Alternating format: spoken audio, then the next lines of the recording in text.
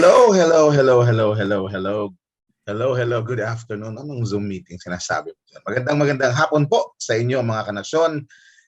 Ito po si DJ Ronnie ng InkluNasyon at tayo po ay nasa huling Miyerkules ng buwan ng November. O ba? 20 or so days before Christmas. At alam niyo naman, maraming crazy people pag Pasko na naghahanap ng regalo. Kami naman po hindi mapili. Kami naman we're not choosy, di ba? Sa mga regalong ibibigay ng ninang. Ako na, baka sabihin na mamasko ko, bawal daw yun sa taga-gobyerno. Oo, bawal daw pong mag-request ng gift ng mga taga-gobyerno. Ayan. So, susunod po tayo sa batas. Ito po ang InkluNasyon. Ito po si DJ Ronnie. Kasama po ang buong pangkat ng InkluNasyon. At natutuwa po kami. We're very thankful and appreciative to our experts tonight. Nagtataka ho siguro kayo kung bakit pa English itong pagiging moderator ninyo. May gano'n no? Lulubusin ko na, bakit ba? Di ba? Sabi nga namin dito sa Batangas, maubos na ang yabang, wag ang yaman. So, kasi ho, meron po tayong mga guests na from other countries. And as early as now, we would like to appreciate the efforts of the core, no, ng InkluNasyon core sa pag-i-invite po dito sa ating mga magiging panauhin ngayon. Tingnan po natin at we will have a taste of the situation of the children in the Philippines and in Vietnam. And tingnan po natin kung anong kanilang kalagayan ngayon sa larangan po ng edukasyon. I will focus on education in this edition of InkluNasyon. And sa mga issues po natin ngayon, gusto lang namin i-highlight po yung isang bagay. Natutuwa po kami sa ginagawa ng ng CBM Global Philippines. Pagkat naimbitahan po ang InkluNasyon nung Sabado dito po kasi sa Pilipinas ngayon yung lahat ng mga inclusion advisors ng CBM Global at isa nga po InkluNasyon sa mga naging resource group. Kwento po namin sa kanila kung anong ginagawa ng InkluNasyon at tuwa naman po sila at naipahayag naman po ng grupo ng InkluNasyon kung ano po yung ginagawa natin dito. Kasi ang sabi po ng CBM Global, tayo pa lang daw sa Pilipinas ang gumagawa nito. CBM Global commended the efforts of InkluNasyon because this is the first time that they have heard of this type of forum being held consistently every week for the past 3 years or 2 years going on its 3rd year. So, thank you very much po sa CBM Global for accommodating the group of InkluNasyon. And sa kaugnay pong issue, nakakatuwa po kasi nabubunga yung effort ng Disability Support Allowance. Ito po ay naging highlights sa pulong ng Kongreso at may iba't ibang version, yung kay Congressman Vargas, yung kay Senador Risa Hontiveros, Senador Robin Padilla at iba pa. At nakakaroon ng interest, no? Bagamat nakikita natin na ang timing ay medyo mahirap sapagkat wala daw hong masyadong resources ng gobyerno. Kaya tingnan natin, may mga lumalabas din kasi na expanding the support and services presently being enjoyed by our sector, no? Pero syempre, yun po yung nagpapatuloy na debate. So, yun po ang ating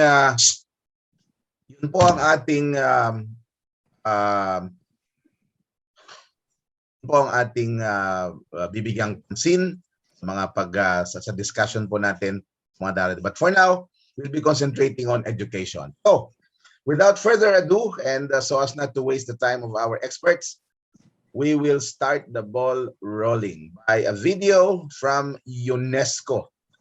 Roll it, JM. Pakihina lang, Ron Joseph, ha?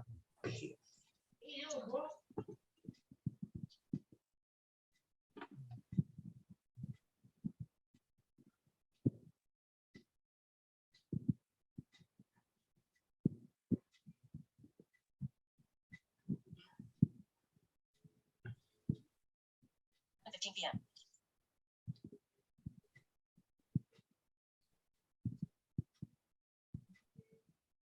Okay, it's there, it's coming.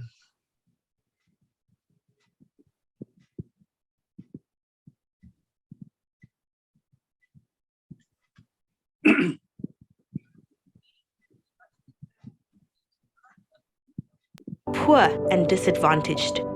School design may favor some students over others, as do many laws and policies. Teachers are often ill-equipped to cater for students' diverse needs. Children may not recognize the way they are portrayed in textbooks. Some may not see themselves there at all. They receive the message that they do not belong. Testing sometimes follows a narrow vision of education, and consequently, some students leave education earlier than they should.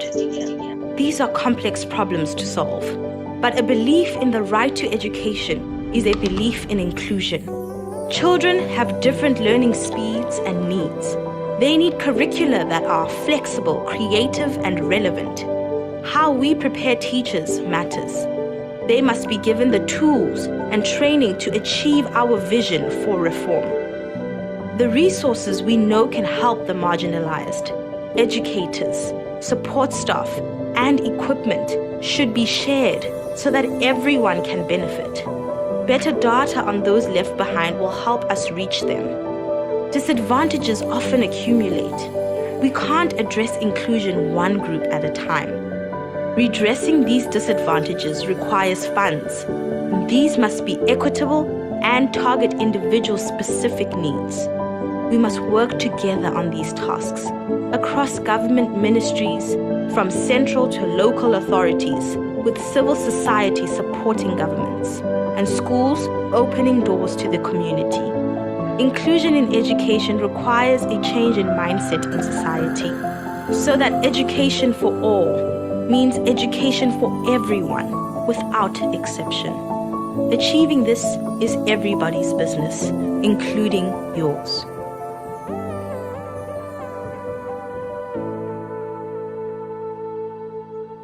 And so we go down to business.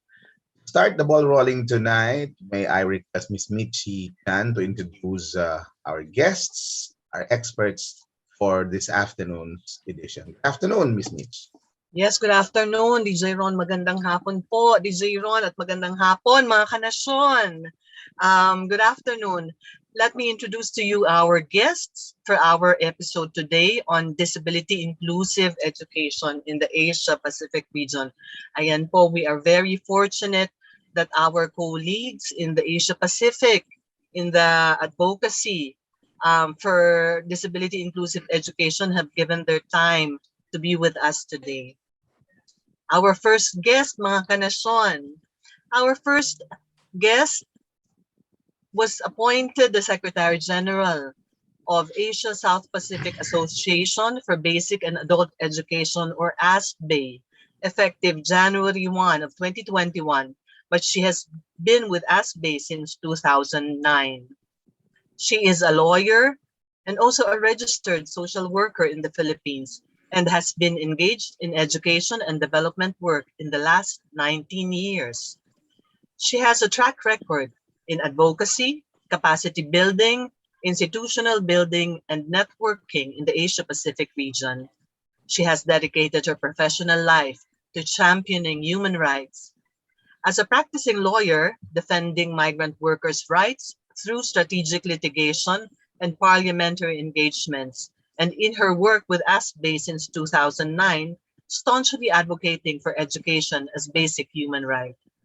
She strongly supported ASPBAE's efforts to facilitate the formation of national education coalitions in a number of countries in the region, and co-managed ASPBAE's extensive capacity building for advocacy program. She has also served in 2020 to 2021 as a representative of the Southern Civil Society Constituency, or CSO2, in the board of the Global Partnership for Education, and contributed on bringing the voices and concerns of Southern CSO constituencies to global platforms such as GPE. She is currently the CSO representative to the Sherpa group of the Global SDG 4 High-Level Steering Committee, and also a member of the steering group of the Interagency Network for Education in Emergencies. Mga kanasyon, let us all welcome Attorney Helen Dabu. Hi, Hello Attorney po. Good evening Helen. po. Good evening, Attorney Helen. Good evening, Mitch. Thank you so much for that introduction, and good evening, Ronnie. Good afternoon. And our next guest has got over 18 years of experience working on the themes of education, migration, and labor rights at local and international levels to promote, support, and protect the rights of women, children, ethnic minorities, migrants, and people with disabilities. Since 2011, she has been the national coordinator of Vietnam Association for Education for All, or VAEFA, a network of over 50 local NGOs, grassroots organizations, and schools that came together to advocate and campaign for the right to education of the marginalized sectors in Vietnam, including persons with disabilities. Kim An holds an international master's degree on development studies granted by the Graduate Institute of International Relations and Development Studies in Geneva, Switzerland. Mga kanasyon, let us all welcome Kim An Nguyen.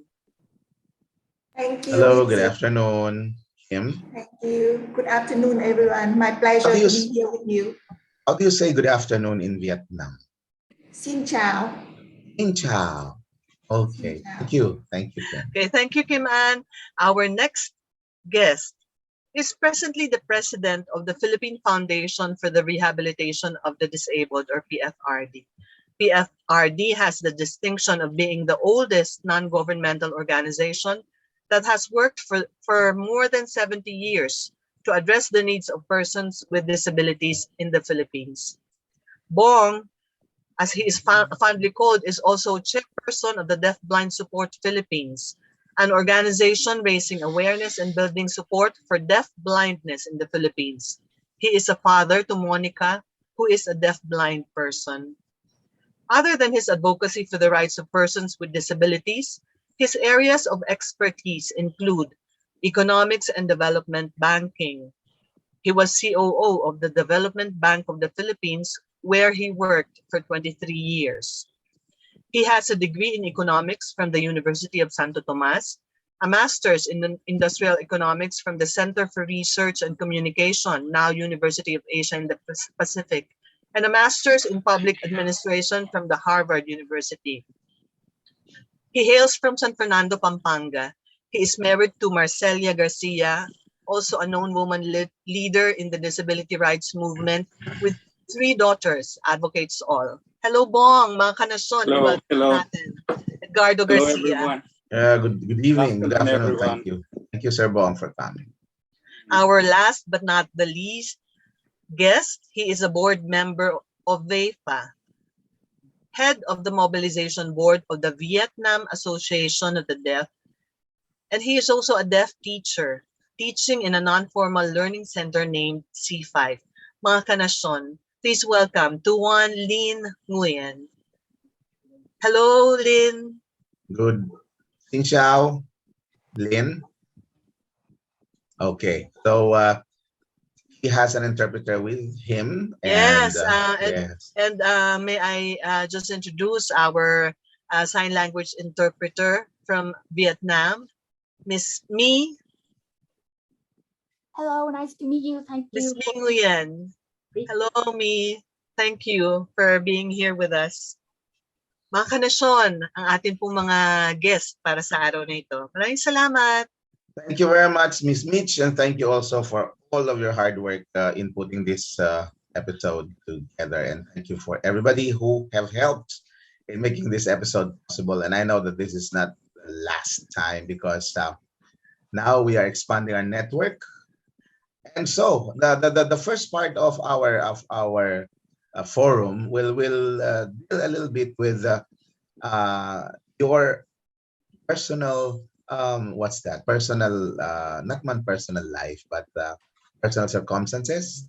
Why were you why did you choose this field of advocacy?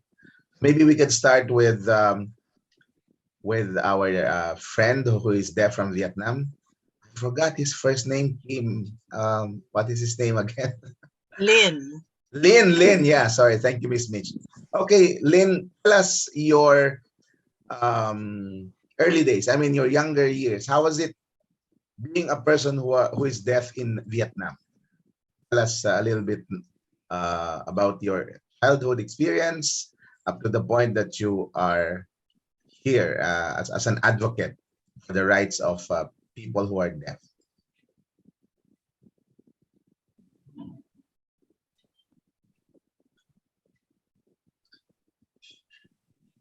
Thì trước đây thì tôi là một khi sinh ra thì tôi là một người nghe bình thường, nhưng mà đến năm 3 tuổi thì born a hearing child. When I was 3 years old, I got sick and I became a deaf person. Tôi đã mất 2 năm để có thể hoàn thành lớp 1, rất là mất thời gian để có thể đi học một lớp khác xa so với cả các bạn cùng trang lứa. At elementary level, it took me 2 years to complete one grade. So it took me a very long time compared to other child to finish my elementary education. Và sau đó thì tôi có cơ hội được chuyển vào Đồng Nai và học, thì ở môi trường đó tất cả mọi người sử dụng ngôn ngữ ký hiệu, đặc biệt là giáo viên của tôi, nên là tôi được tiếp ngôn ngữ ký hiệu và học các thông tin thông qua đôi mắt của mình. Only when I'm 24 years old, then I was able to move to Đồng Nai provinces in the south of Vietnam, where I can learn in sign language. And it was the first time I can learn through sign language, and I can get the knowledge, I can understand what's going on. Và khi tôi quay trở lại với quê hương của tôi, đấy là ở Hà Nội, thì tôi thấy là rất là nhiều các em nhỏ cũng đã phải trải qua cái khó khăn trong học tập giống tôi. Đấy là lý do chúng tôi có một cái mơ ước. So when I returned from Đồng Nai, where I study my lower secondary, high school and college level, and returned to Hanoi, my hometown, then I really have a dream, because I saw so many deaf children just like me, having gone through the same challenges like I used to. Và đấy là cái ước mơ mà tôi muốn, là thành lập được một ngôi trường mà trong đó trẻ điếc có thể học bằng ngôn ngữ ký hiệu và không bị ai bỏ rơi, không bị ai ghét bỏ cả. So my dream is to establish a school where deaf children can study in sign language, and nobody will laugh at them, nobody will hate them. They will not be left behind. Right. Sorry, is that it? I'm sorry. Go ahead, Lynn. Tham gia Hội Người Điếc Hà Nội, thành lập Hội Người Điếc Việt Nam để có thể cái ước mơ của mình. And I also joined the Hanoi Association of Deaf, and I was selected to be in the mobilization board for the establishment of the Vietnam Association of Deaf. So that will also help me to realize my dream of supporting deaf people in Vietnam. Và tôi cũng đến thời điểm này đang thành lập một cái lớp học C5, thì ở đó thì được sự hỗ trợ của VAEFA hỗ trợ cho chúng tôi có một cái chương trình học phù hợp với cả trẻ điếc và sử dụng ngôn ngữ ký hiệu để thúc đẩy sự phát triển của trẻ. So now we have C5, a non-formal learning center in Hanoi, where we get support from different organizations, including the Vietnam Association for Education for All. So where we have a suitable program for deaf children to learn. Right. We're going to talk about your organization later, Lynn. But now, tell us, what are your hobbies? What are you interested in? You love what? What are the things that you like doing when you were young up to today? Plus your interests.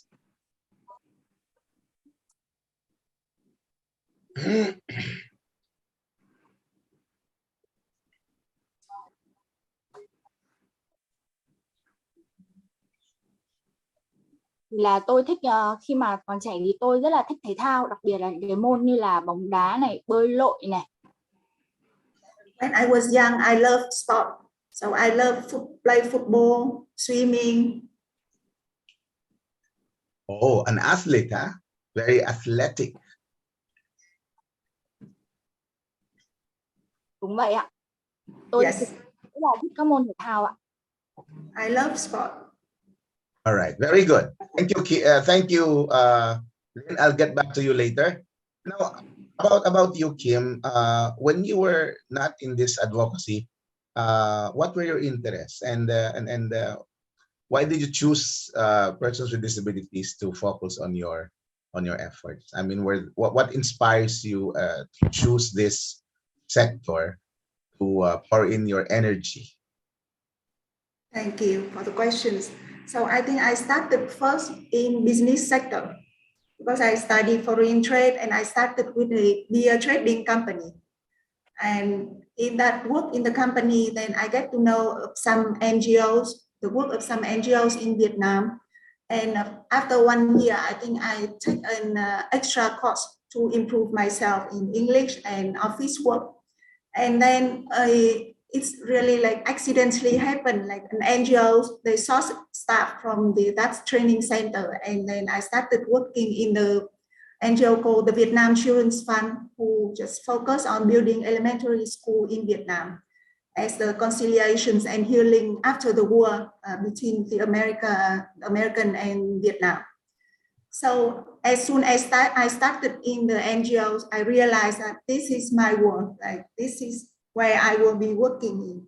So since then, I work on in different issues, but mostly focus on migration, anti-human trafficking, also on labor rights and like forced labor subjects like that until 2010.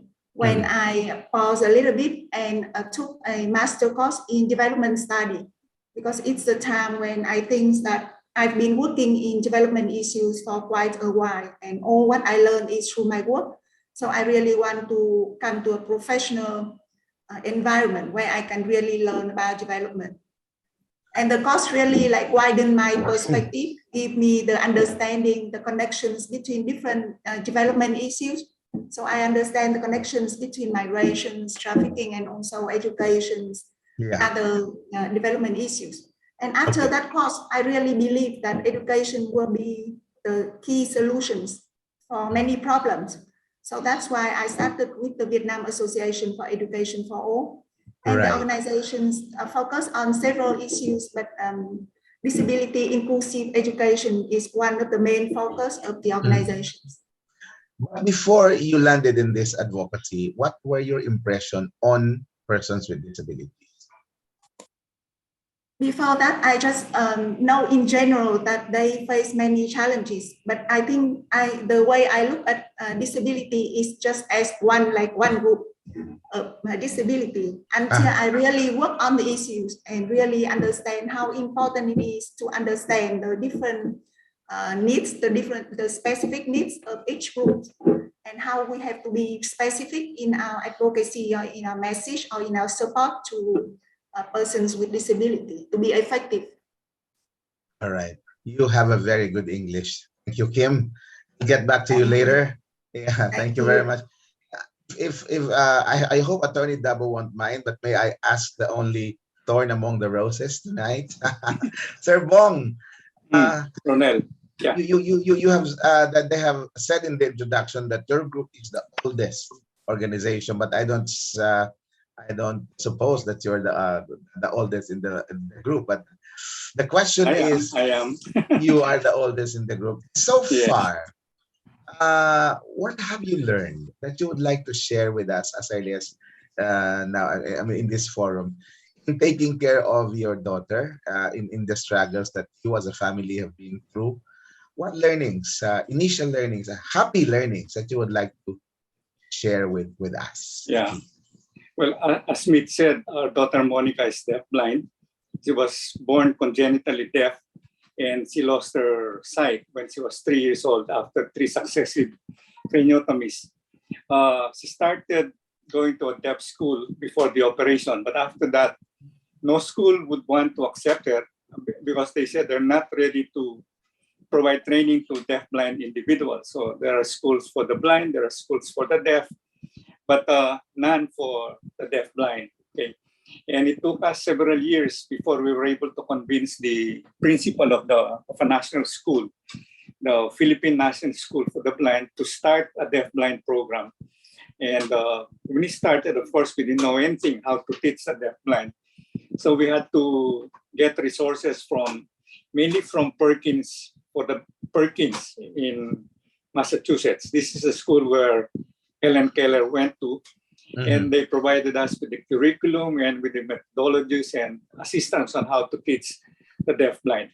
I guess that's how our advocacy for the education of the disabled started. So before before Monica came into your life, what is your how do you treat Filipinos with disability then, before Monique came into your family? Before Monique was born, we were actually not concerned at all about persons with disabilities. We were not familiar with the issues involving the sector, and we didn't know the difficulties and the hardships faced by persons with disabilities. Until Monica came. Yeah, until Monica came, and then we realized that perhaps the difficulties that we were facing and the experiences that we have are the same experiences that families with deaf-blind members face in rearing up their children, in finding good schools, good education for their children. Can you share to us some of the interests of Monica, and how are you able to motivate her, express those interests in her own unique way of expressing it? Well, she knows sign language, she knows Braille. Okay. So she can communicate she can make simple letters using Braille, but she communicates primarily through sign language, and this is through tactile sign. While she signs straight, when we talk to her through sign language, we have to use tactile sign. We have to put our fingers on her palm so she'll understand what we're saying. Okay. Despite her disabilities, though, she has certain interests like a normal child. She likes going to movies, actually. Okay. She has light perception. So when we bring her to a dark room with a large, bright screen, and then her mom would start explaining to her through sign language what's happening on the screen, she enjoys going to the movies. That's one reason why Celia and I started working on bringing audio description in the country. Yes. to help people who are blind enjoy going to the movies, because our daughter, who's deaf-blind, enjoys going to the movies. Okay? Yes. So she likes going out, she likes doing shopping, doing grocery work, and she chooses her own clothes. So we've never treated her as somebody with disability. So her sisters would bring her to restaurants, they would go out, and they would party. So I don't think she thinks of herself as somebody with disability. Very good, because you don't see her as such, right? Yeah. We've never treated her as someone with these impairments. Very good. Attorney, thank you for staying awake. Good evening again, ma'am. I hope you are enjoying the conversation. Very much. Yes, ma'am. As a younger person before, what was your impression on Filipinos with disabilities or persons with disabilities in general? Do they matter to you then than now? Well, I think recalling my childhood, and by the way, this has been really a very good start of the conversation, and I thank our colleagues in Vietnam, Lynn and Kim Ann, sharing personal and professional stories, how they started their advocacy, disability inclusive education. I also thank Bong for that very rich sharing of his personal experience dealing with the issues also encountered by his daughter and her family, and very inspiring, by the way. Now, as far as I am concerned, I grew up in the province, in the northern part of the Philippines, in Isabela, and much of the inspiration I gather from, the career choices I made is my experience of poverty. Growing up in the Philippines, in the northern part of the Philippines, in a very poor family. So I've always really wanted to work in trying to address poverty issues. And I really wanted to be a social worker, and that was my first choice. Take up in the college, so I took up social work.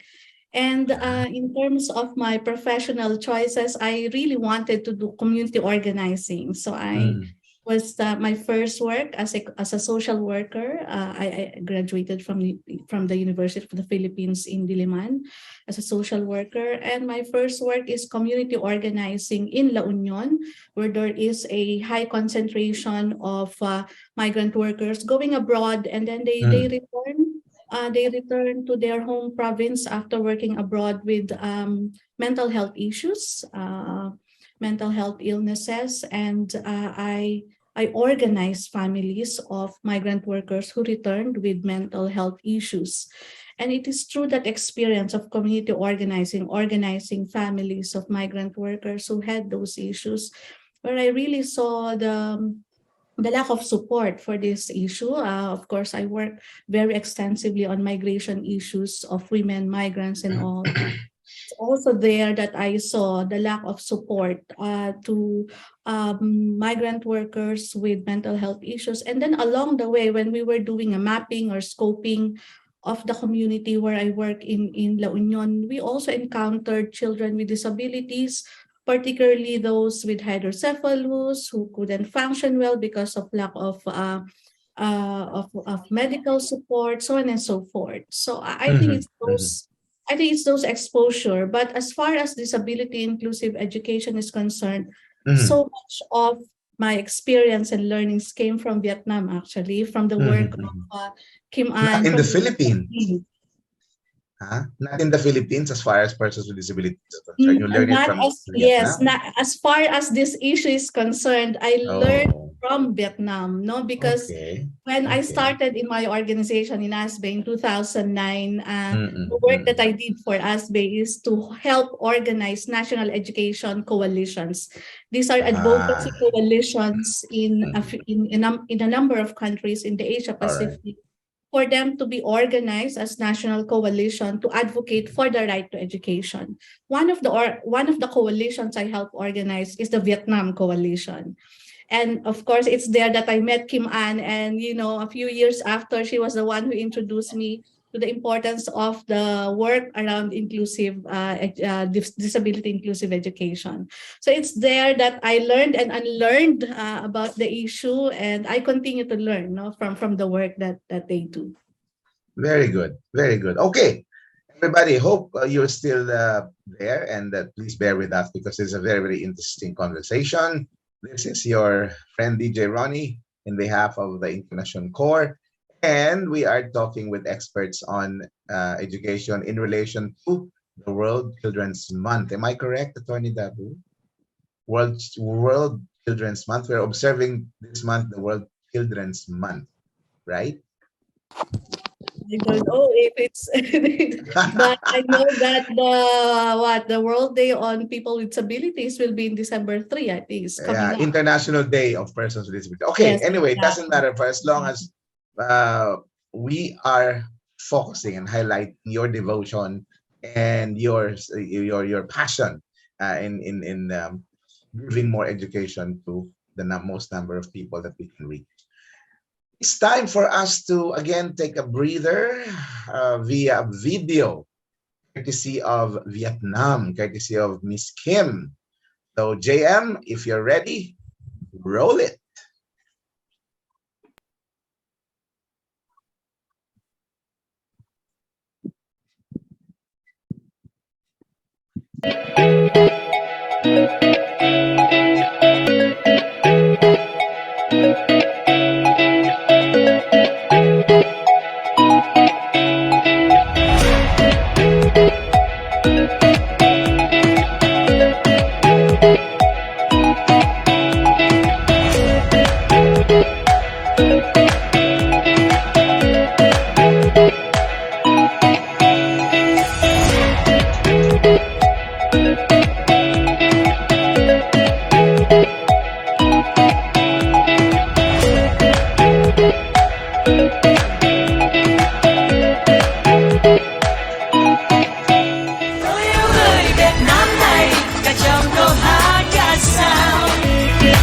Ngày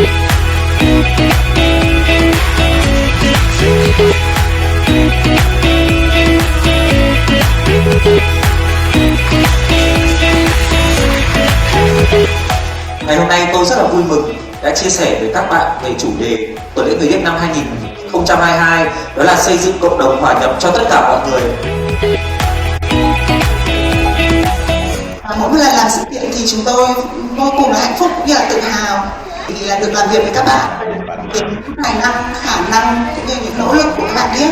Và chúng tôi cũng hy vọng là trong thời gian tới thì chúng ta sẽ tiếp tục có những cái sự hợp tác, những cái sự kiện tương tự để làm sao nâng cao nhận thức cho tất cả cộng đồng về tầm quan trọng của ngôn ngữ ký hiệu. Ngôn ngữ ký hiệu gắn kết chúng ta.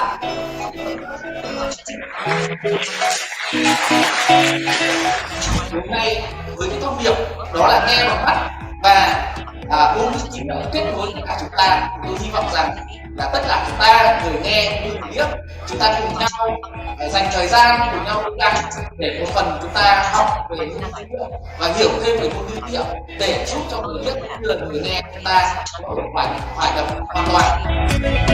Cảm ơn ngôn ngữ ký hiệu, người biết, tôi tự hào chúng ta sẽ thành công.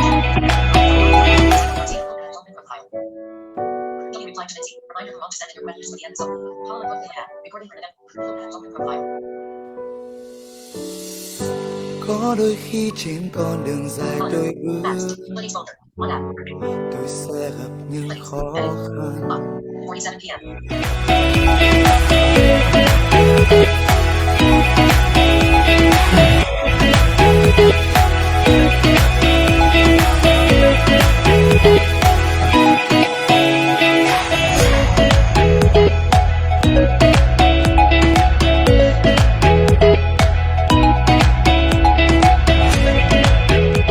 Và từ đó cháu đã hòa nhập với cộng đồng và cũng trở thành một thành viên như mọi người trong xã hội.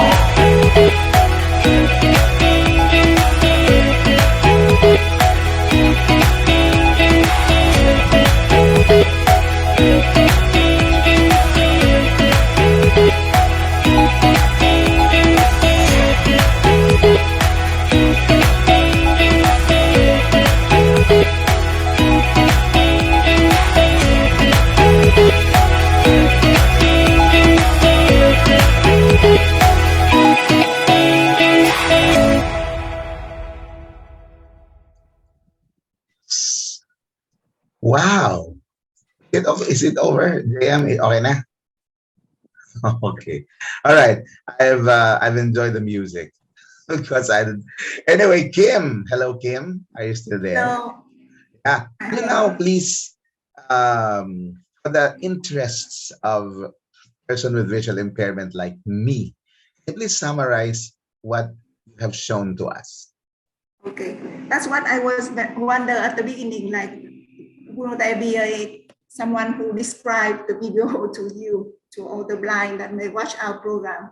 Yeah, so it's a highlight of our annual event called Listen by Eyes. That's the name of the event, but it's also the name of a group of deaf youth who comes together. There's deaf youth and one sign language interpreter who is here. She is now interpreting for us. She's also among that group of youth working together, and the name of the group is Listen by Eyes.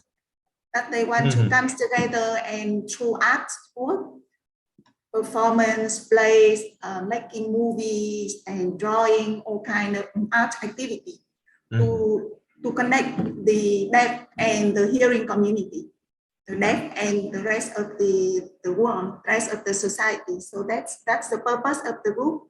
And we attended the event first time in 2016.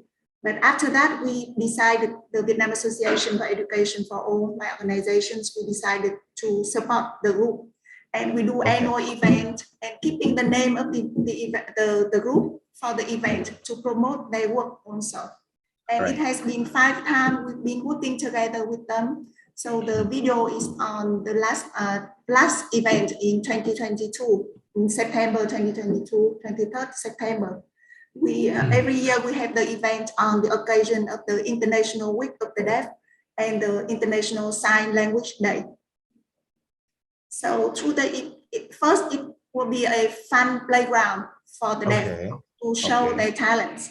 So it depends on each year, like what kind of activity they want to do, the group want to do. For example, in 2019, they developed a movie, a short movie, and we organize it in a movie theater.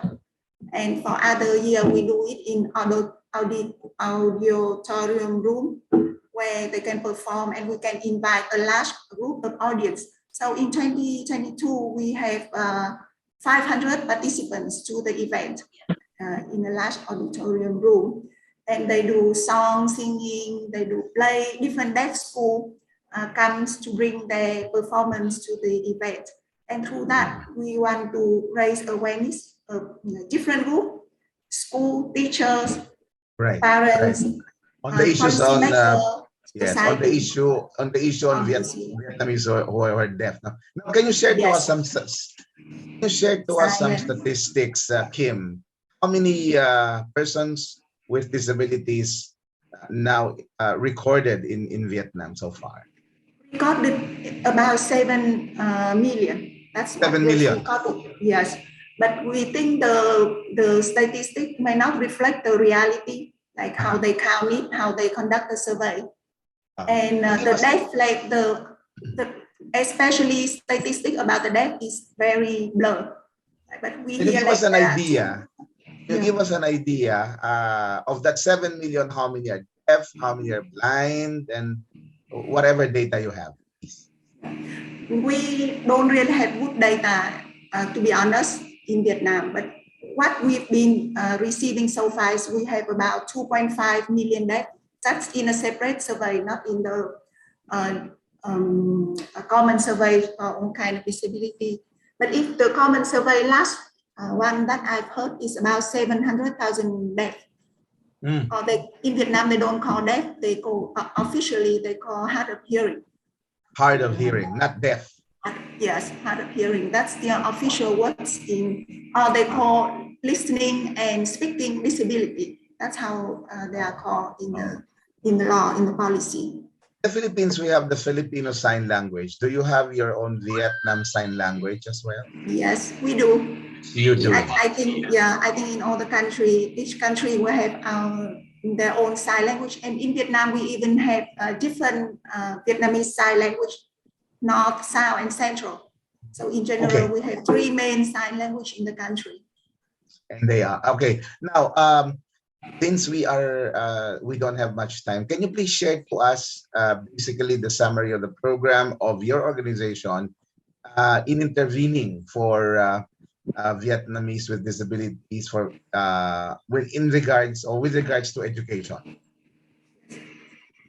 So because we are a network and our members work on disability issues as a common issues, or they work on specific disability like deaf, like children with autism,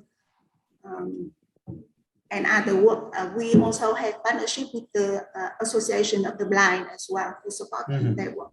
So there are common policy advocacy agendas.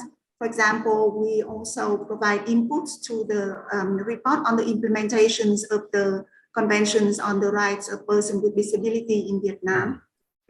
We provide input for the development of different policy on inclusive education. For example, on the establishment and operations of inclusive education support center, a resource center. That's what the name it is called.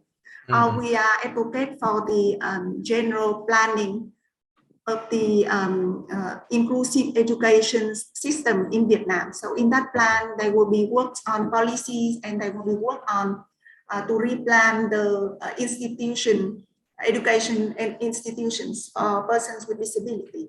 So we have common advocacy agendas in terms of funding, in terms of method, in terms of teacher training, but then we have also a very specific work on advocating for deaf education, because many of our members are organizations of the deaf or school of deaf in our membership. So it comes to very specific on deaf education issues as well. So methodology, language in education is one thing. Yeah. In terms of support from government, what support are you getting, your group are getting from government, if any? From your government, from Vietnamese government? Yes. If you ask about the support of the government to the person with disability in general, or support to the work of our organizations. So government have policy to support a person with disability in general. They have monthly support. They have some like tuition fee waivers for person with disability, or they will be exempt from the exam to high school, or graduate to lower secondary and graduate from high school. So policies like that. They also give like disability certificates, so person with disability can access the government support. But from our work, many persons with disability in Vietnam doesn't have or couldn't get that disability certificate, so they can access the social support policies of the government.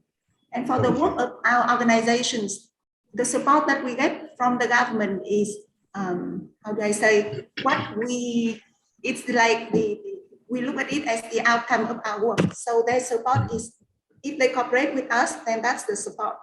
If they join us in some of our surveys or some of our work in the school, then we count it as the support if they cooperate with us.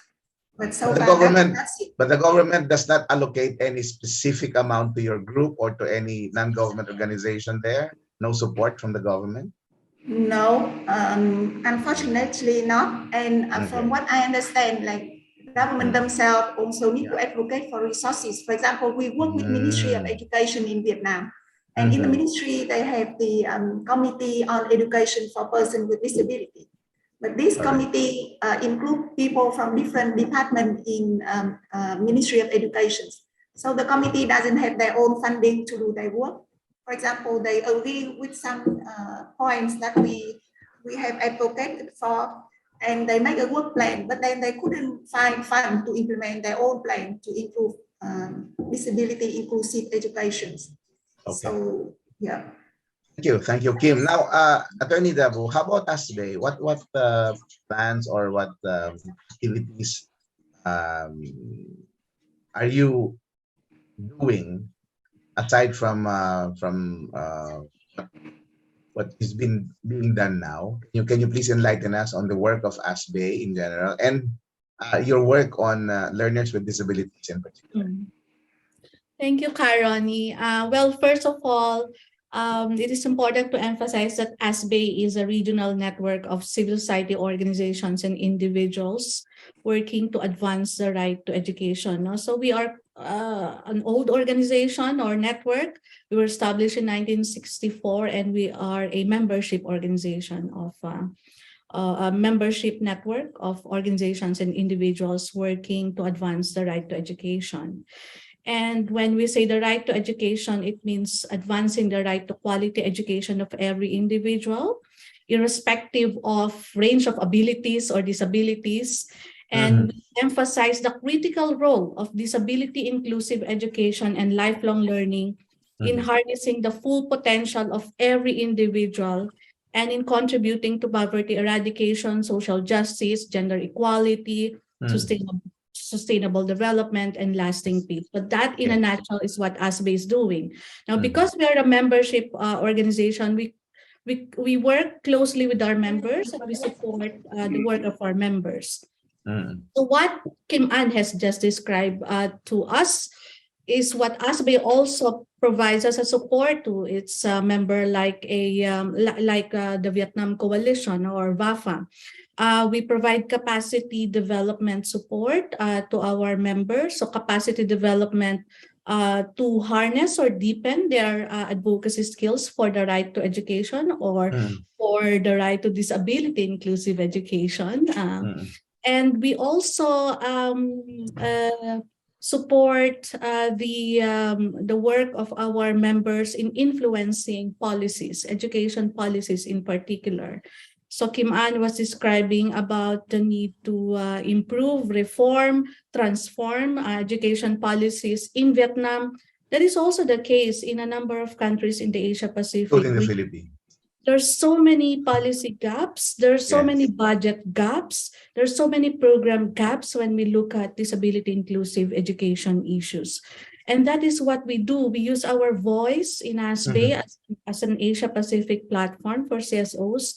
We also use the policy, we also use the spaces we occupy in policy processes at the national, regional, and global level to advance the issues, to raise awareness on the issues of the marginalized sectors, including people with disabilities.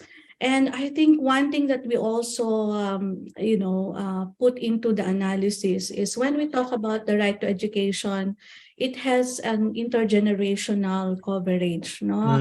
This is the right to education not only of children, of course, that is very important, the right to education of children, youth, and adults, because oftentimes we forget about adults also having the right to education.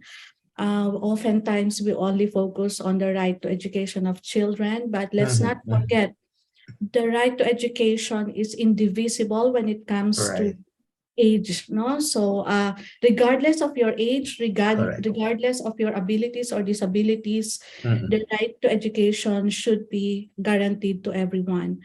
So that is in a way how we support the issue, how we advance the issue. We support the work of our members like VAEFA. Of course, INET Philippines is also a member of ASPBAE, so a number of their work on disability inclusive education we also support by partnering with them, collaborating with them, learning from their work, learning from the work of our members also, and we try to promote that at the regional level, because so much of the work in this issue also is about learning from each other. We do not monopolize the knowledge, experience, and skills, but rather we really learn also from the work of our members, so that what they do at the national level, we also try to use that to influence education policies at the regional and global levels. So, and do you think there are many practices worth replicating so certainly. far? Yes, exactly. Can you cite one or two of them? Well, I think one that I can cite is what I saw in the work of our member in Vietnam through the work of the Vietnam Association for Education for All, or VAEFA. I think one thing that they have emphasized in their work is you don't, whenever you put forward a policy recommendation, you cannot generalize the policy advocacy call or the policy advocacy recommendation. You have to be very specific also when you are advocating on the issue. There are different needs of people with disabilities. There will be different needs for the deaf. There will be different needs for the blind and other disabilities.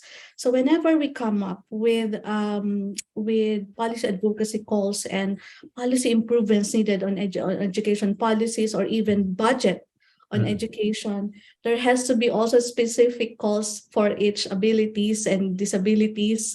And there has to be specific budget calls. No, you cannot say, okay, the budget for per pupil or per student for all would be $200 per student. You cannot, because there will be different abilities and disabilities. So I think these are some of the reflections that we can really draw and learnings we can draw from our members. They also one innovative practice that I saw also in the work in Vietnam is how do we harness and how do we support and how do we scale up non-formal education initiatives that are advanced by non-government organizations, that are also advanced by teachers like Lynn, who built the structure, because the mainstream education system is not responding to the needs of students with disabilities. They themselves are the one who built the structures, but this cannot be sustained without sustainable support, financing support. So I think it's very important that we also use our voice not to scale up these types of initiatives at through non-formal education system. Yeah. Very good, very good. Thank you, Attorney. Mr. Garcia, you are in this advocacy for quite a while, and come to think of it, you don't have to do this because you can provide for your daughter. Yeah, you can bring her wherever you want. But why keep on persisting?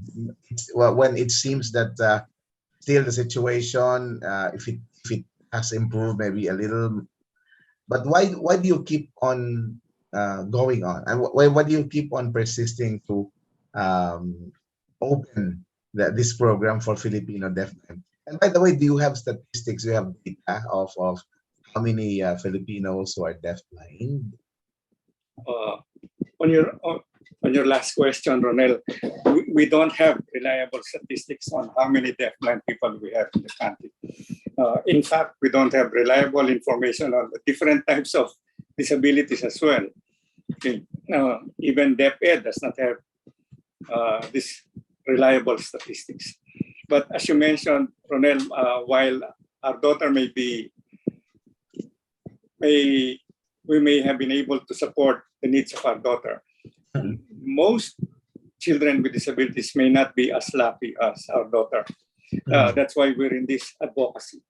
The organization that I work with now, PFRD, has two main education-related programs. One is training of SPED teachers, which we've been doing for the past 25 years.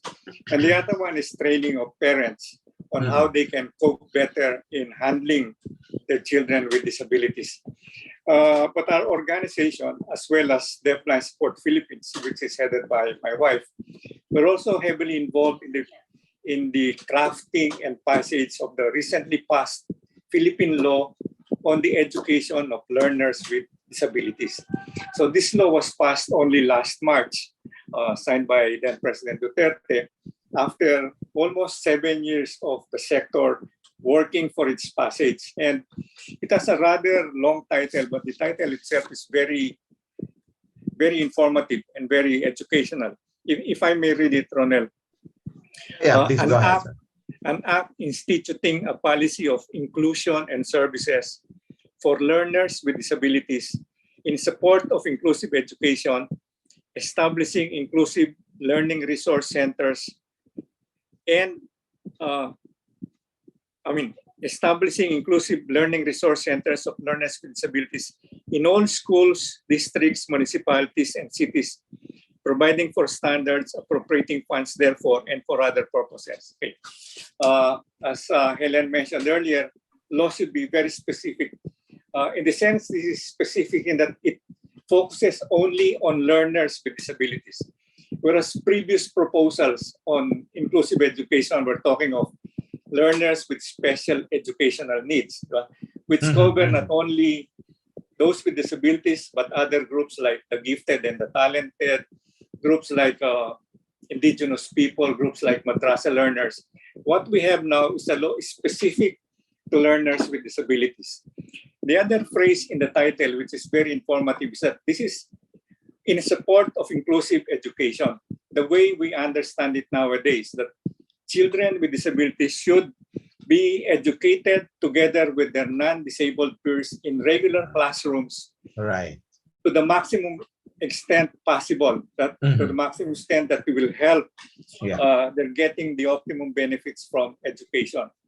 The other phrase important in this title is that it talks of appropriating funds therefore. Okay, Ellen again was talking about budgets earlier, but now it's mandated for DepEd and the different local government units to provide the necessary funds that will be needed to provide the services, the devices, and the teachers needed by learners with disabilities. Okay. And the fourth phrase, I think, which is also just as important, would be establishment of inclusive learning resource centers. These will be the institutions that will provide the expertise, the medical services, that will provide the devices and all the requirements for learners with disabilities so that they can benefit from education while they are included with their non-disabled peers in regular classrooms. So all of these are provided in the recently passed law. Right. It mandates DepEd to do this and mandates the government to provide the necessary funding to provide these services. Are you saying that FRD will help the sector push for its implementation, Mr. Garcia? Yeah. As I mentioned earlier, we have a continuing agreement with DepEd that we will support the training of teachers. We've been training them in the past in the area of special education. Okay, we visited DepEd recently to renew our relationship, and we said we're going to refocus our training from SPED to inclusive education. Okay. And we're now collaborating with DepEd. Yeah. Did you get positive answers from DepEd? Do I? Did you get positive response from Sarah? Yeah. We got very positive response. From DepEd. And in fact, in that meeting, we offered our services to help in the crafting of the IRR of this law. I failed to mention earlier that while this law was passed already, it has not been fully implemented because it lacks implementing rules and regulations. Oh, by the way, I heard that come December 12 to 16, DepEd will convene. Yeah, that's what we heard too. Okay, anyway, since the time has come that I should ask Ma'am Celia to come in the discussion and throw some insight. But before Ma'am Celia, may I have a minute or two from our lead convener, Dr. June Bernardino. Dr. June is the lead convener of the Philippine Coalition, Helen and Kim of the UNCRPD. June, do you have some insights for our topic this afternoon? Maybe I will give this opportunity for Lynn to share the experience of their organization and the experience of Lynn in advocating for inclusive education, particularly for deaf students. All right. It's Kim, would you help Lynn to have his experiences as directed as requested by our lead convener here in the Philippines? Maybe as sort of guide the challenges in engaging the government, the resources that you need or you do not have yet, but you need to improve the engagement of government, and advocating for support from other organizations also, because this movement for education is not limited to children with disabilities, but for all children. So networking really is something to work on. So I'm giving the floor now to Lynn. All right, Lynn with his interpreter. Go ahead, please. Did you get the question, Lynn or Kim? Did they get the question? I think things shining now. All right, go ahead.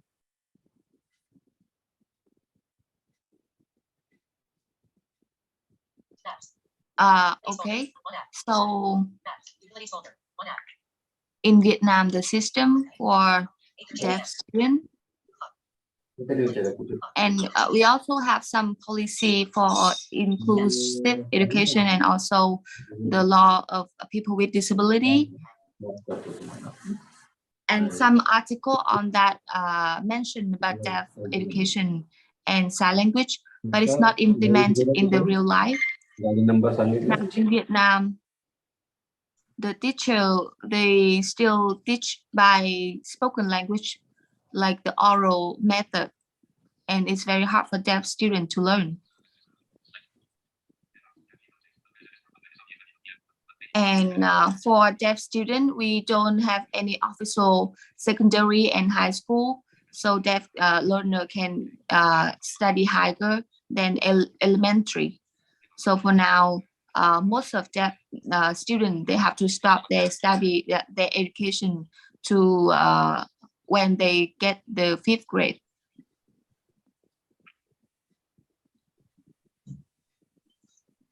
And also, when we think about inclusive education in Vietnam, sometimes it's very important to understand the real meaning of that, because it's not only mixed children with any possibilities or disability into the class with each other, but we need to care about what each group needs and what can benefit them the most in education. For example, deaf people need something different, blind people need something different. So in the class, if we don't have enough tool and service to support learner with different needs, this couldn't be the inclusive environment. And also other country, when they have the good model, good practice of inclusive education, we need very be careful with the term, with the meaning of the term in inclusion.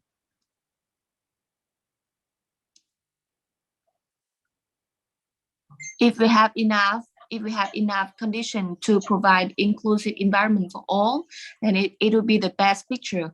But if we don't have enough condition for now yet, we should pay attention to the quality of education and the teacher for the deaf for now, for example, is need to be improve their skill, their knowledge, and their capacity to work with deaf children.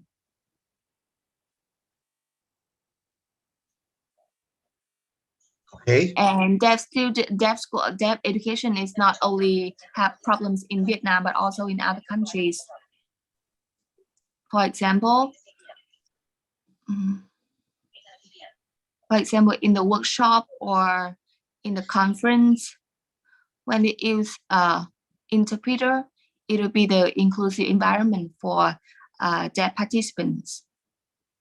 It's just like when you provide English or Mongolia or Filipino interpreter for people with when they know one language, not if they don't know English and they have to understand the language of the conference with another language.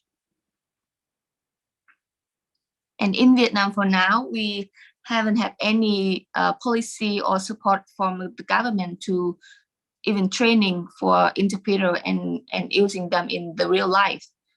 For example, if we go to the hospital and we go to the public transportation, we don't have the right to use interpreter, and we have to pay them by ourselves if we need one. And it also, and we don't have sign language interpreter training in the college. So the interpreter now, they not go to the college to become the interpreter, but they grow from the community. So it's very hard for expanding the number of sign language interpreter in Vietnam. Okay. And last but not least, but we really appreciate the work of VAEFA when the organization, the National Coalition, bring the deaf voice to many places, not only national level but also regional level, like this event today. And through that event, we can raise our voice better, and we can be heard from someone, like more people from around the world. All right, I hear you well. I don't know if you might want to add something. Okay. No. That's great. Yeah. All right, very good. That's great, and your sound is very much clearer now. Okay, thank you very much. Now, yes, Doc June, may we now ask Marcel? Yes, still have a point. Go ahead. I'm just thanking Lynn. Okay, sir. I'll give you a minute. I was listening to Attorney Helen and Kim earlier about migration, population movement. Nowadays, we have this thing of concern of experts migration towards the north from the south. We have the training, we have the experts, really good teachers, really good workers, really good engineers. But how to manage that? It's not a topic today or in this session, but maybe we can discuss something about it. Maybe they have insights now, just short ones. To limit that diaspora of experts from the south to the north. Well, at least Attorney Helen stays here, yeah? Am I correct, Attorney At least in Helen? Asia. Hi, back to Well, you, thankfully, Ma'am I'm based here. I do not claim to be an expert on the issue, but I committed myself to staying here in the Philippines, though I work beyond the Philippines, the Asia Pacific region. But yes, I think, Doc June, I think the diaspora migration-related issues would be a good, issue also that can be discoursed, hopefully in this platform in the future. And did you know that, Attorney Helen, we have our blind masseurs who are working overseas and doing very well there. Wow, I didn't know. Yeah, Which country? Which country, Karoni? Canada, US, Australia, I think. Yeah. So they're doing very well there. They're in practice of massage. But I do resonate with the concern raised also by Doc June. No? Correct. Yeah, the brain drain. And actually, when I was working in the migration sector way back in 2002, 2001, we don't call it brain drain. We call it brain hemorrhage because so much of your skilled workers, doctors, nurses, engineers are going abroad. And is it that bad already, the situation? Yes, and data analysts, with all this information that is out there, we need to analyze that can inform our work. Our data analysts also are migrating, and I emphasize data because one of the key issues also here on disability inclusive education is lack of data. No, Karoni, you were asking earlier, Bong, about how many people with disabilities or students with disabilities, and nobody knows because one of the key issues on disability inclusive education is the lack of data. There's the data gaps that needs to be addressed as well, to be able to address. Also, it's actually worldwide, Ma'am Helen, Attorney Helen. Yeah, exactly. Okay. Now this time, may I hear Ma'am Celia? Ma'am Celia, good evening. Good afternoon. You come in now, Ma'am Celia? Okay. Hi. Good evening to all of our guests here. We are very honored to have all of you here in our Filipino live show for the disabled and the whole community. Just a comment before we go on with the questions about the migration issue that Doc June so importantly raised. It's a huge issue actually here in the education of our learners with disabilities, because even before the passage of this law, and even before they instituted the many policies for inclusive education here, it has been a problem that good teachers, those who have been trained, who got some training from abroad on teaching the learners with disabilities, once they get their training, they leave because they get high pay, much higher pay in other countries. And the concern for their students here goes out of the window. It's a very serious problem. I once had a school for it was the first inclusive school here in the country for preschoolers, and we had to close it after 4 years because it was very difficult for me. I kept training the teachers, and after a year they leave. They get good recommendations because they have the training already for the teaching the learners with disabilities. It's a problem that must be. And now that I think we're running out of time, we have to go on with our questions. Yes, and please. The first one is addressed to our international guests. What do you think is the most pressing concern that is common to the many countries that you have known in promoting inclusive education in their countries? Yeah, can we ask him to answer the question? while there are, as Helen said, there are specific needs and very distinguishing features of different disabilities, there is always a general problem that is common among all the disabilities. And maybe you can identify this for us in the countries that you have studied and have known. Kim, and then perhaps Attorney Helen can add some insights. Go ahead, Kim. Yeah. I think first it comes with the awareness, the understanding of decision makers, very limited understanding on disability. And also the way they look at disability as a minority group, like they always think their main focus, their main worry should be on majority. And this is a small group, we can handle it.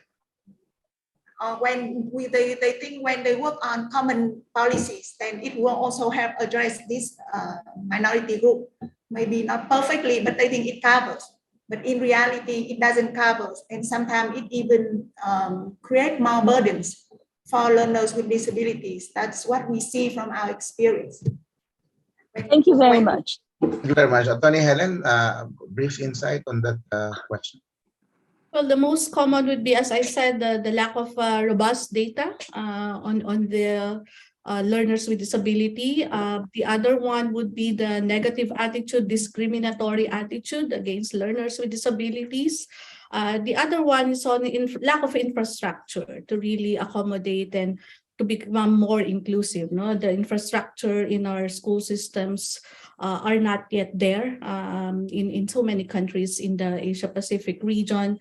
The other one would be the lack of financial resources. Budget is always an issue when working on this, on disability inclusive education, it remains very persistent.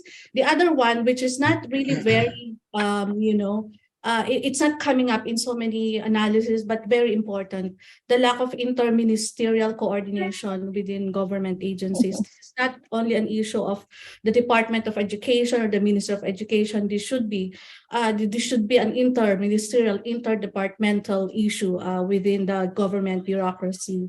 And the last one would be the economic barriers to really address disability inclusive education issues. So, Attorney Helen, what you're saying is that the collaboration and coordination among involved government agencies is not only here in the Philippines, but it's happening in almost all the countries. Yes, Okay. I've seen it in Vietnam. I've seen it also in other countries, in Timor-Leste, in Mongolia, in Cambodia, countries where I've also worked in different capacities in ASPBAE, when I was in ASPBAE, when I started in ASPBAE. But, it's very common, but it's not, surfacing in a number of analyses and strategic conversations. Okay. And also, since you're a lawyer, may I ask if, as far as you know, which countries only have a legislative mandate like what we have recently now in the Philippines? Which countries in the Asian region? Legislative mandate, or like what you have? I do not have actually the data on this. I only know that as far as the ratification of the CRPD in our region, I think there are only 7 countries which has not ratified. But on a specific law like what we have, I only know the Philippines. I don't think Vietnam would have that specific standalone law. None. In the countries where I went to, I think they have yet to come up with something similar to what we just had in the Philippines.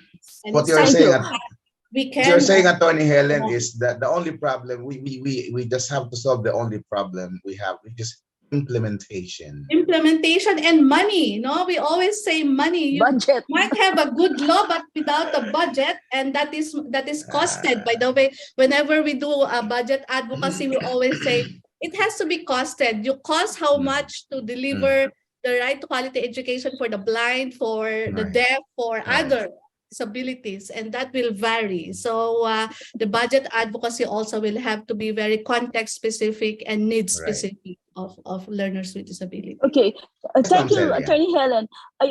So that confirms my hunch, Ronnie. I think really, the Philippines is the first. Even Japan, they don't have a legislative mandate. And this law that we have, we patterned it after the US. And we're very proud that we have this. And yes, we have to implement this properly. Yeah. Actually, as soon as that law was passed, I shared it to Kim Ann. I emailed it to her, something that hopefully will inspire the government of Vietnam. Yes.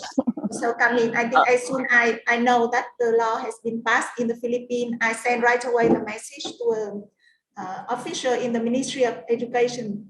So to show like this, Philippines can do it. So you can also do it. Yes, you can do it.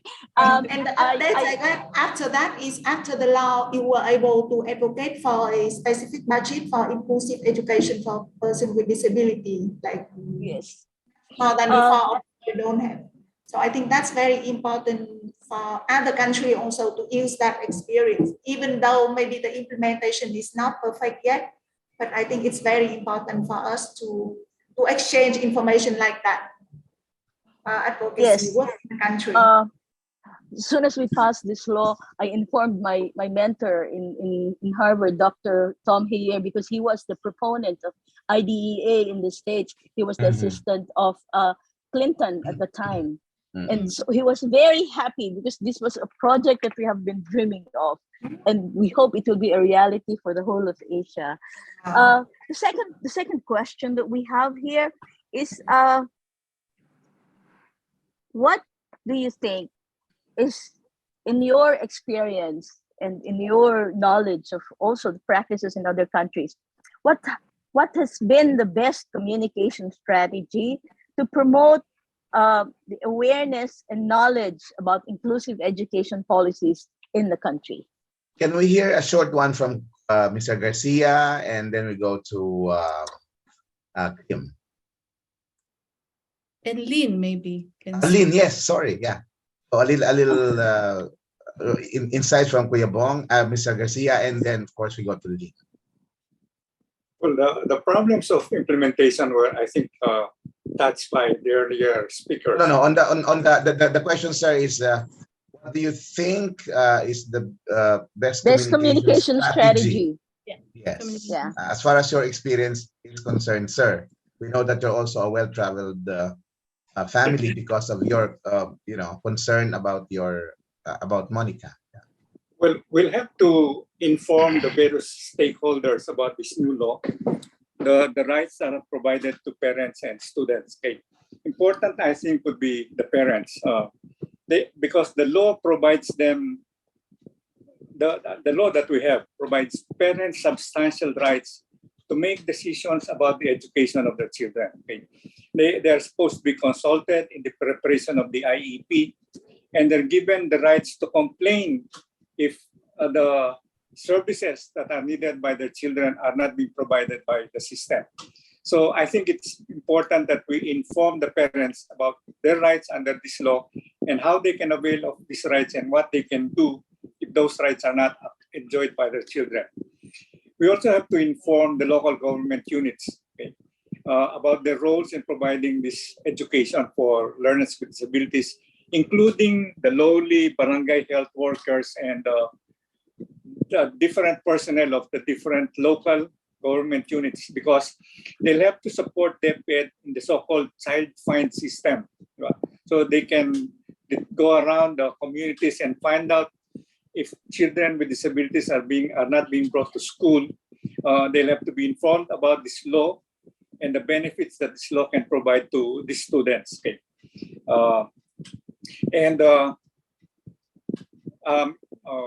Helen also mentioned this interministerial coordination. Luckily, the law that the Philippines just passed provides this interministerial coordination and cooperation. The law has what they call the Interagency Coordinating Council, which is chaired by DepEd. And DepEd has the mandate to instruct the different ministries on what they should do to support the implementation of this law. Okay. At the same time, the law also provides an oversight function by the legislature. Okay. Every year, DepEd has to report to the legislature what is being done to implement the law. I think this provides serious control mechanism and monitoring mechanism to ensure that the implementation problem that you mentioned can be resolved. Okay. Thank you very much, Mr. Garcia. Lynn, any insights on the best communication strategy that we can use to further educate our persons with disabilities and to propagate these beautiful pieces of legislation? At least it comes once in a blue moon. So we really have to find the best strategy to make it work.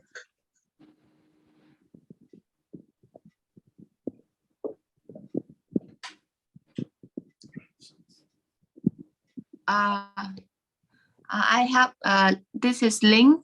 I have the same idea with the last idea.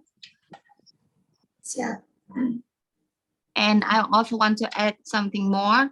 It is if we have the data, now we lack of the data, the exact data on children with disability and learner needs, special needs in education. So if we have those data, we need to inform people about that to raise awareness. And also the relationship of parents and children with disability, we need to have the network or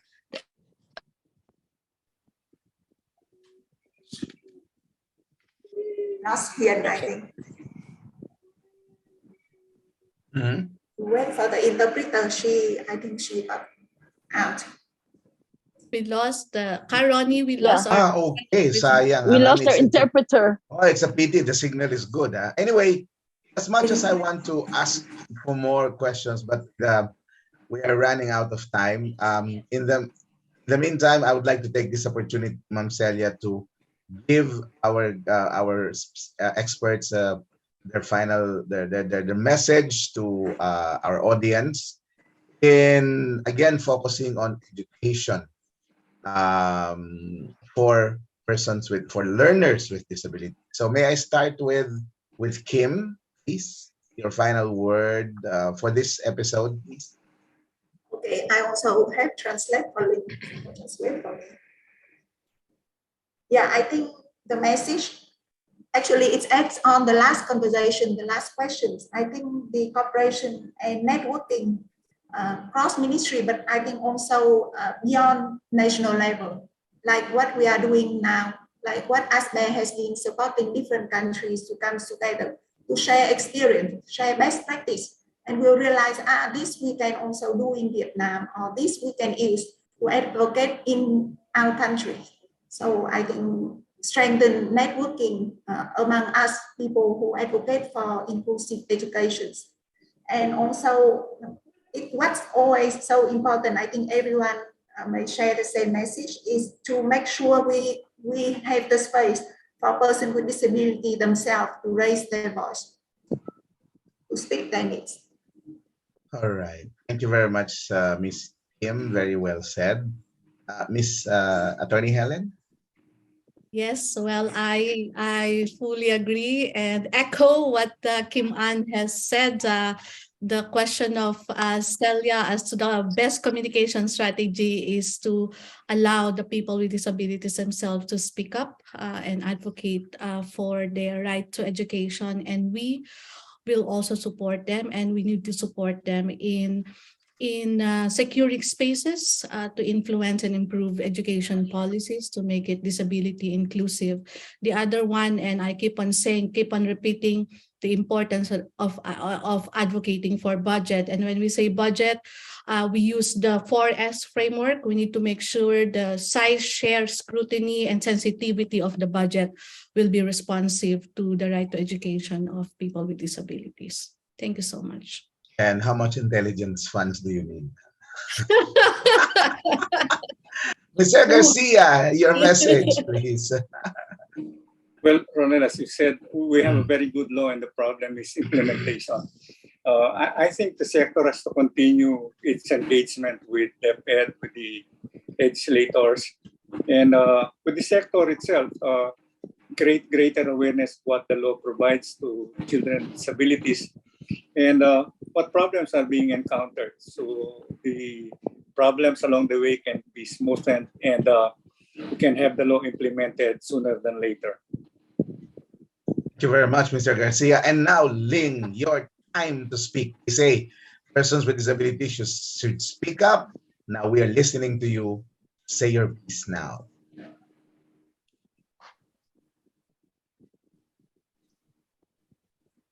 Thông điệp cuối cùng, I had because Hiền lost in before. Thông điệp mà mình thấy là quan trọng nhất trong vận động cho giáo dục hòa nhập là gì? Theo ý kiến của Linh, đại ba mọi người chia sẻ rồi. Thông điệp Linh muốn gửi gắm. So Kim is doing a double jump. Yeah. He is interpreting first to Ling before perhaps signing what Ling would like to say to the audience. Is he ready? So, the connection of the parents of children with disability, and also the community of people with disability when the adults, when they have experience from their education.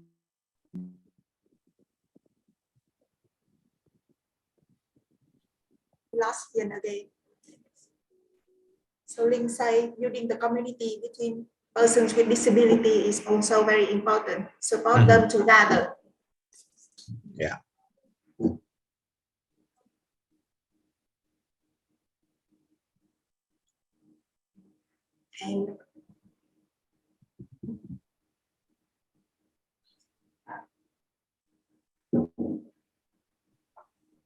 And the policy need to be very clear. Yeah. In reality now, some policy support person with disability is really mixed up, create confusions, and create burdens also, additional burdens even. Yes. Okay. Thank you very much, Ling. We hear you well. And now it's our turn, so to speak, because you want our persons with disabilities to shine, and then we will leave you with this very beautiful story, a success story of our very own Juana Marie David. She is a person with disability, born with a disease, no? And in spite of that, this is by Taong. I'm sorry, it's about disability of the bone. How do you call that, JM? Your disability? Osteogenesis imperfecta or brittle bone. Brittle bone. And in spite of her condition, she has proven to her family, her community, and us that she is worth the opportunity that she is getting and will get in the future. So aside from Ling of Vietnam, we are leaving you with a story of JM, as we fondly call her. Is our pride here in InkluNasyon, and a very good discovery of June Bernardino.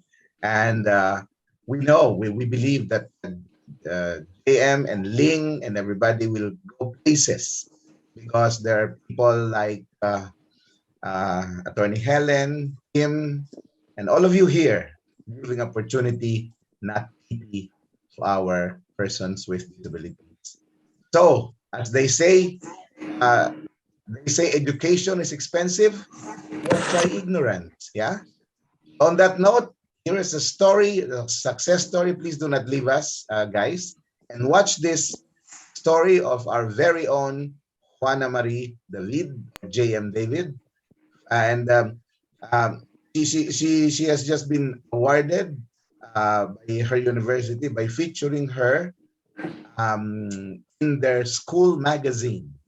Her life story and his struggles and his triumphs were featured in the school paper, simultaneous with her graduation of just recently held. So here it is, ladies and gentlemen, and we would like to give it to you as our offering. Yes, please. Tell them what JM does. in our organization, in our group. So go ahead, What please. what JM does for our InkluNasyon. JM, She's yeah. our yes. She's our technical person. She really is doing all the work behind the scene without any complaint, but with full dedication and fervor. So she's our technical support. She knows. She's our technical support. Yeah, computers, knows about computers than all of us here. Yeah. Thank you, JM. We might get you someday. Yes, Yes. Very good. You should. Okay, go JM, go. Go JM, go. Inklusyon, nauna. Go JM. Paano ko nga ba sisimulan ang isang pangarap na di madaling lakbayin? Kung ako ay may isang kapansanan, matatanggap kaya ako ng lipunan o pagtatawanan at babaliwalain dahil sa pisikal kong anyo? Maraming tanong ang nasa isip ko. Pero paano ito masasagot kung hindi ko susubukang tahakin? Tahakin ang pangarap ko na magkaroon ng isang diploma na katulad ng isang normal na tao at danasin ang isang karapatan ng batang makapag-aral. Unang araw ko sa eskwelahan, mga kabataan ang aking makakasama sa pang-araw-araw. Punong-puno ng kaba at takot ang aking nararamdaman. Interpreters and to all of you who Unang pasok ko pa lamang, pumasok na kaagad sa aking isipan kung may tutulong kaya sa akin o pipilitin kong kayanin itong mag-isa. Thank you very much. And PM, go. Iniisip ko paano kung walang tutulong sa akin na buksan ang pintuan ng silid-aralan. Hihintayin ko na lamang ba na may magbukas nito o makikisuyo akong pagbuksan nila ako ng pintuan? Magkakaroon kaya ako ng kaibigan? Paano kung pagtawanan lang nila ako? Paano kung hindi nila ako tanggapin kung sino ako at maging dahilan iyon ng pagputya sa aking kapansanan? Kung dadaan ako sa beranda, may mga babati kaya sa akin o pagtitinginan ako at nag-iisipan ng kung ano-ano?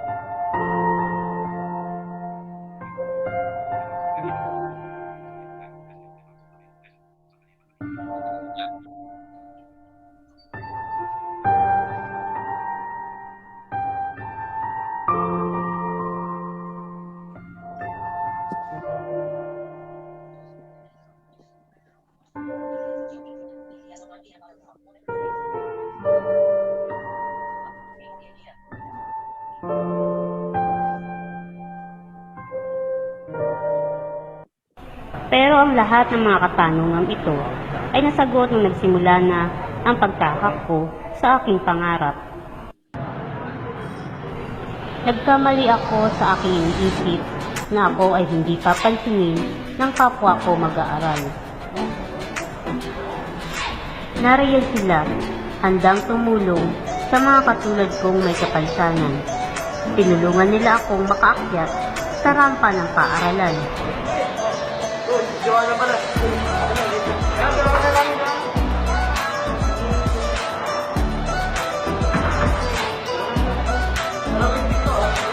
At pinabuksan ako ni Neil at Mark ng pintuan papasok ng silid.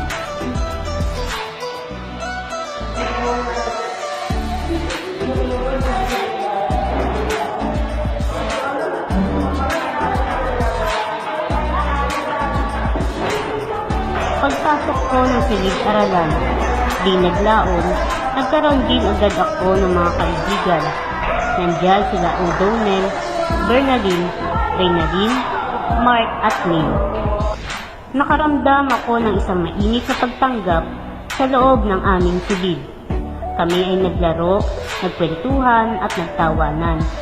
Naramdaman ko ang isang normal na mag-aaral gaya nila.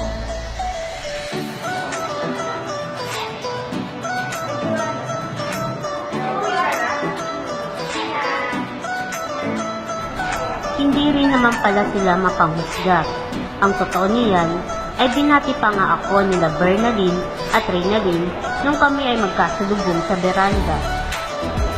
Nang matapos ang maghapong iyon, sa aking unang araw sa eskwelahan, nasagot ang lahat ng mga katanungan sa aking isipan.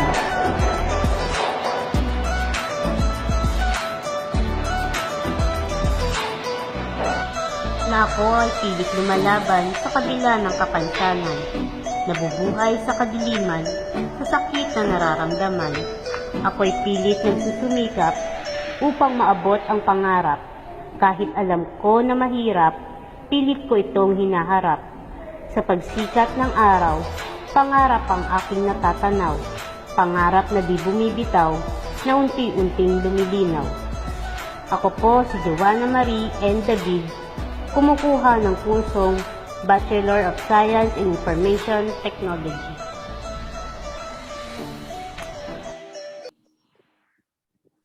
Okay, and just like we have told you, yes, diba? Congratulations, JM! Yes, finished. Yes.